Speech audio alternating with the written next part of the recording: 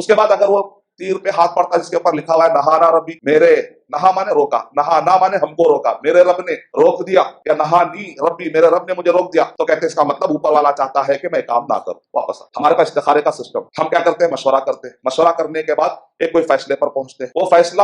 Implement کرنے سے پہلے استخارہ کیا ہوتا ہے امپلیمنٹ کرنے، دماغ میں ڈیسیشن رہتا ہے آپ کا، مشورہ کرنے کے بعد تجربے کی بنیاد پر معلومات کی بنیاد پر آپ کیا کرتے ہیں فیصلہ دماغ کے طور پہ لے لیتے ہیں، اس کو کہتے ہیں ڈیسیشن لے لیتے ہیں، ذہنی طور پر آپ ایک فیصلہ لیتے ہیں، اب آپ اس کو امپلیمنٹ کرنا چاہتے ہیں تو درمیان میں جو مرحلہ ہوتا ہے یہ ہے استخارہ۔ استخارے کو بھی لوگوں نے پھر وہم کا ذریعہ بنا دیا، خرافات کا ذریعہ بنا دیا، استخارہ پریشانیوں سے چھٹکارا، پھر ایک اور گمراہی ہوگی۔ غیب جاننے کا کوئی آلہ نہیں استخارہ، اللہ تعالیٰ کے ساتھ طلب الخیر، خیر طلب کرنے کا۔ اور کئی لوگ کیا کرتے ہیں استخارہ کرنے کے بعد خواب آتا، بیچارے کو خواب ہی نہیں آتا زندگی میں، وہ کہتا زندگی بھر مجھے خواب ہی نہیں آتا، وہ بیچارہ کیا کرے گا؟ اب ایک آدمی کو گھنٹے کے بعد ڈیسیشن لینا ہے، اب بیچارہ زبردستی کر کے سونا، اس کو پورے لوگ مل کے،